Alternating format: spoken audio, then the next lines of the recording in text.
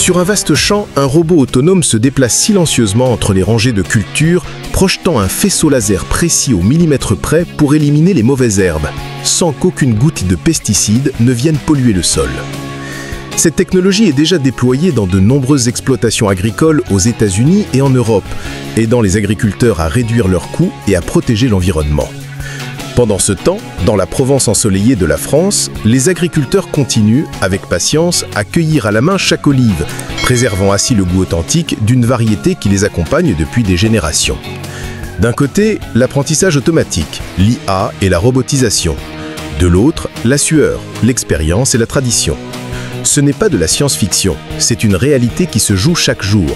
Un bras de fer silencieux mais inévitable entre héritage et innovation. Les machines remplaceront-elles la main de l'homme? Ou bien l'homme guidera-t-il les machines pour sauver une agriculture confrontée à d'innombrables défis? Pour commencer notre voyage au cœur de l'histoire cachée derrière les oignons, cap sur les champs à perte de vue de Californie, l'état numéro 1 de la production d'oignons aux États-Unis. Là, sous un soleil brûlant, entre des sillons parfaitement labourés, de gigantesques machines de récolte fonctionnent avec une précision métronomique. Grâce à leurs lames réglées avec exactitude, elles glissent doucement sous la terre, sectionnant les racines tout en préservant la fine pelure externe du bulbe. Les tapis roulants et éléments rotatifs se succèdent pour soulever les oignons et les déposer à la surface, réduisant considérablement la dépendance à la main-d'œuvre, avec à la clé une économie estimée à plus de la moitié du travail nécessaire auparavant. Dans des conditions idéales, chaque machine peut traiter plusieurs milliers de livres d'oignons à l'heure, participant à la production totale de près de 6,7 milliards de livres par an aux États-Unis. Assistées par un système GPS, elles tracent leur parcours au pouce près, optimisant chaque rang et garantissant la qualité de chaque bulbe récolté. Mais la technologie ne s'arrête pas à l'arrachage. Une question plus cruciale se pose. Comment les conserver? La réponse se trouve dans une autre machine appelée Windrower. Une fois récoltés, les oignons sont délicatement regroupés et alignés en longues rangées droites sur le champ. Cette exposition au soleil réduit naturellement leur taux d'humidité de près de 50%, formant une pelure sèche protectrice qui diminue jusqu'à 40% les risques de détérioration durant le stockage. Aux Pays-Bas, maîtres en agriculture, les fermes verticales ont même perfectionné ce processus grâce à l'IA, qui analyse et contrôle l'humidité pour garantir un séchage optimal. Dans ce monde de machines de précision et d'intelligence artificielle, la main humaine a-t-elle encore sa place?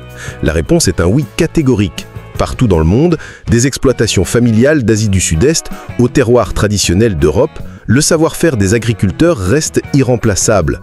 Munis de fourches spéciales, ils extraient avec soin chaque bulbe, préservant intacte la pelure et évitant la moindre meurtrissure, ce que les machines omettent encore parfois. Cette méthode manuelle réduit jusqu'à 50% le taux d'écrasement selon une étude de Gray Bee. L'alliance du regard aguerri de l'homme et de la puissance des machines améliore la qualité des récoltes de 30%, créant ainsi un modèle hybride idéal. Une fois les oignons de qualité quittant les champs, une nouvelle étape les attend dans les usines de transformation. Des camions de 25 tonnes déversent leur cargaison sur d'immenses tapis roulants. Ils passent d'abord sur des tamis vibrants et sous des jets d'air pour éliminer terre, feuilles sèches et impuretés. Ensuite, le tri optique, à l'image des systèmes MAFPOMON ou TOMRA, scanne chaque bulbe grâce à des senseurs LED et des senseuses internes, détectant les signes de détérioration visibles comme cachés, réduisant ainsi le gaspillage. De nombreux systèmes intègrent une IA auto-apprenante qui affine sa précision à chaque cycle. Enfin, des jets d'eau à haute pression nettoient les oignons, garantissant l'hygiène tout en conservant leur pelure protectrice naturelle. Après le lavage, un autre défi se présente. Comment classer des millions d'oignons de manière homogène? C'est là que les trieuses mécaniques entrent en action, secouant délicatement les bulbes pour les séparer par calibre. Mais la vraie prouesse réside dans les caméras optiques, utilisant l'infrarouge. Elles voient à travers la pelure pour détecter pourriture ou contusion interne avec une précision de 99%. En Italie, grande puissance exportatrice, cette technologie est la clé d'une homogénéité parfaite des lotos, augmentant la valeur des produits jusqu'à 25%. L'IA analyse en temps réel couleur, forme et poids pour s'assurer que seuls les oignons impeccables poursuivent leur route. Et pour se destiner à devenir des oignons tranchés prêts à l'emploi, Ils sont orientés vers une autre ligne de production. Là, des machines spécialisées coupent les deux extrémités du bulbe, puis utilisent de puissants jets d'air comprimés pour ôter la pellicule externe. Le tout se fait en une fraction de seconde, traitant des millions d'oignons à l'heure, sans endommager le cœur. Au Japon, où la précision relève de l'art, des robots sont programmés pour obtenir des tranches d'épaisseur parfaitement uniformes, réduisant de 40% les pertes de matière. Ce processus automatisé fermé n'est pas seulement efficace, il garantit aussi les plus hauts standards d'hygiène.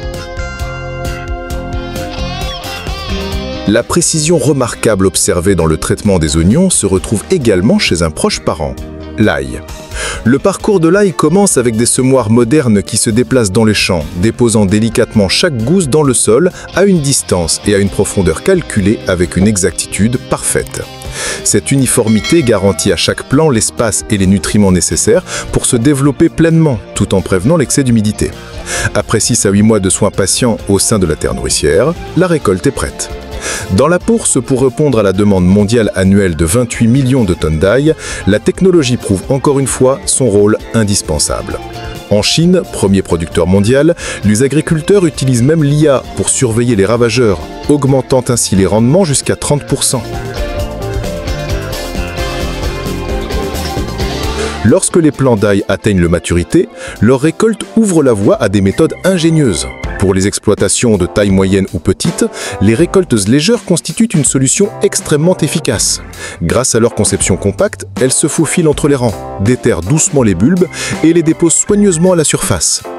Il ne reste plus aux agriculteurs qu'à les ramasser en suivant la machine, un procédé qui permet d'accélérer la récolte de 50% par rapport au creusement entièrement manuel. Ce modèle est également appliqué avec succès en Norvège pour d'autres légumes racines, réduisant considérablement la pénibilité du travail. Cette conception intelligente prévient les meurtrissures et préserve la qualité de l'ail dès la première étape. Et qu'en est-il des immenses champs d'ail à perte de vue? C'est là qu'entrent en scène les véritables géants. Des moissonneuses-batteuses perfectionnées, équipées de longs tapis roulants, capables d'arracher et de transférer l'ail directement dans de grands bacs ou dans des camions circulant à leur côté. Leur puissance est impressionnante. Elles peuvent traiter plusieurs milliers de tonnes par jour. Pour optimiser encore davantage, dans des pays agricoles avancés comme le Brésil, des drones sont utilisés pour surveiller les champs, identifier les zones prêtes à être récoltées et réduire les coûts d'exploitation jusqu'à 40%. En minimisant le temps entre l'arrachage et la transformation, cette méthode conserve toute la fraîcheur et la saveur caractéristique de l'ail. Du champ, les bulbes frais rejoignent immédiatement l'usine où ils entament une spectaculaire métamorphose. D'abord, ils sont versés dans de grands tambours vibrants pour détacher les couches externes. Puis de puissants jets d'air comprimés soufflent la fine pellicule protectrice, révélant des gousses d'un blanc immaculé. Si les machines assurent l'essentiel du travail, des ouvriers qualifiés interviennent pour le contrôle final, éliminant les gousses non conformes. En Islande, certains producteurs combinent même ce processus avec la culture hydroponique, créant ainsi un cycle fermé qui garantit une hygiène quasi parfaite. Le parcours de l'ail ne s'arrête pas là. Une partie de la production est destinée aux fours industriels. Sur de longs tapis convoyeurs, chaque gousse est rôtie à la température idéale jusqu'à obtenir une teinte brune dorée et un parfum intense et séduisant. Après cuisson, elle passe par un système de tamis vibrant pour éliminer les petits résidus, avant d'être conditionnée automatiquement. Qu'il soit frais, rôti, réduit en poudre ou transformé en huile, l'ail alimente un marché mondial de plusieurs milliards de dollars, répondant à une demande constante. Son goût prononcé et sa richesse nutritionnelle en font un ingrédient indispensable dans toutes les cuisines du monde.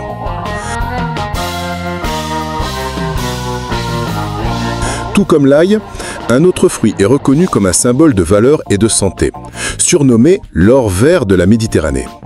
Le processus qui mène à la fameuse olive bariane commence par une récolte hautement technologique. Des gigantesques bras vibrants viennent enlacer le tronc de l'olivier et le secouent délicatement. En quelques secondes, des milliers d'olives mûres tombent sur les filets tendus au sol. Une seule de ces machines peut récolter de 5000 à 8000 livres d'olives par heure, une productivité inégalée par rapport à la méthode traditionnelle du bâton. L'intensité de la vibration est calculée avec soin pour éviter toute meurtrissure, préservant ainsi la teneur en polyphénol, précieux antioxydant. La qualité de l'huile d'olive dépend fortement du facteur temps. Ainsi, immédiatement après la récolte, les olives doivent être acheminées dans le moulin dans un délai maximum de 3 heures. Là, elles sont nettoyées sans attendre. De puissants bleurs éliminent branches, feuilles et débris avant un lavage minutieux dans des cuves à boulage avec des jets d'eau à haute pression. Ce processus élimine non seulement poussière et impuretés, mais détruit aussi les bactéries susceptibles d'altérer le goût de l'huile. Fait remarquable, ce modèle de nettoyage efficace est également repris par des fermes verticales à Singapour pour leurs oliviers urbains, preuve de la supériorité de cette technologie. Une fois lavées et égouttées, les olives passent à l'étape la plus cruciale, le broyage et le pressage. Les fruits entiers, pulpe, peau et noyaux compris, sont introduits dans un broyeur à marteau en acier inoxydable, produisant une pâte épaisse appelée paste. Cette pâte est ensuite transférée dans un malaxeur où elle est brassée lentement pendant 30 à 45 minutes. Ce processus, appelé malaxation, permet aux microgouttelettes d'huile de se rassembler. Le tout est effectué à une température inférieure à 27 degrés Celsius, dite pression à froid, afin de préserver l'intégralité des nutriments et des arômes délicats. Dans des centres de pointe comme en Israël, les chercheurs vont même plus loin en utilisant la technologie CRISPR d'édition génétique pour créer des variétés d'oliviers résistantes aux maladies, garantissant ainsi la matière première pour une huile d'olive de la plus haute qualité. Comment séparer l'huile pure de cette pâte dense? La réponse réside dans la force centrifuge. La pâte est pompée dans une centrifugeuse tournant à une vitesse vertigineuse de 3000 à 5000 tours par minute. Cette rotation extrême sépare les composants selon leur densité. L'eau et les solides plus lourds sont rejetés vers l'extérieur, tandis que l'huile plus légère reste au centre. Ce liquide précieux, d'un vert doré, est ensuite transféré dans des cuves en acier inoxydable pour un repos naturel de 2 à 4 semaines. Durant cette phase, les fines particules restantes se déposent au fond, laissant en surface une huile limpide et pure, prête pour le contrôle qualité et l'embouteillage. En parallèle de la production d'huile, une part importante des olives est destinée à une autre transformation tout aussi ancienne et raffinée, la salonisation. Les olives sont plongées dans une saumure, brine, et fermentées naturellement pendant 3 à 4 mois. Cette fermentation atténue l'amertume et développe une saveur complexe caractéristique. Pour les variétés dénoyautées, elles passent ensuite dans des machines à dénoyauter capables de retirer le noyau de milliers d'olives par minute avec précision. En Australie, certaines usines utilisent même des faisceaux laser pour localiser le noyau et l'extraire sans abîmer le fruit, préservant ainsi toute sa fermeté.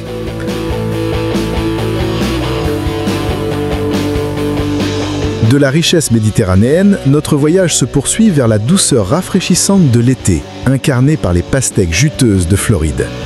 La récolte de ces fruits volumineux et fragiles combine habilement force humaine et mécanique. Les agriculteurs passent en premier, choisissant les fruits mûrs et coupant leurs tiges. Derrière eux, un bus de récolte spécial avance lentement entre les rangs. À bord, un long tapis roulant reçoit délicatement les pastèques placées par les ouvriers, les transportant jusqu'à de grands bacs de stockage. Certains utilisent même la technique du tapotement sur l'écorce pour juger de la maturité. En Inde, des drones équipés de caméras multispectrales prédisent le moment optimal de la récolte, augmentant l'efficacité jusqu'à 40%.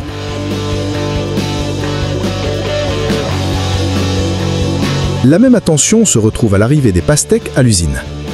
Elles sont lavées grâce à des jets d'eau à haute pression et à des brosses douces rotatives, éliminant toute trace de terre sans rayer leur fine écorce verte. Ensuite, des senseurs optiques les classent selon leur taille, couleur et poids pour garantir une homogénéité parfaite sur le marché. Fait intéressant, au Royaume-Uni, les producteurs utilisent même la destruction des mauvaises herbes par laser avant la récolte, favorisant la croissance des pastèques et facilitant grandement leur nettoyage ultérieur. Et que deviennent les pastèques ne répondant pas aux critères esthétiques pour la vente fraîche? Elles ne sont pas gaspillées. Leur chair rouge et juteuse est extraite, pressée, puis soumise à une technologie innovante appelée HPP, traitement par haute pression. Le jus est placé dans une chambre où il subit une pression extrême pouvant atteindre 6000 bars, l'équivalent de celle présente au plus profond des océans. Cette force écrasante élimine totalement les bactéries nuisibles sans recourir à la chaleur, ainsi préservant intacte la saveur naturelle et les nutriments essentiels. Ce jus devient alors un ingrédient idéal pour smoothies et boissons rafraîchissantes. L'avenir de l'agriculture n'est pas une lutte entre héritage et technologie, mais une véritable symphonie. Un monde où robots et lasers travaillent aux côtés de mains expertes, où l'intelligence artificielle soutient un savoir-faire ancestral. Des champs du monde entier jusqu'aux tables de chaque foyer, c'est une révolution silencieuse mais immense, une révolution qui mérite notre respect et qui mérite d'être explorée encore davantage.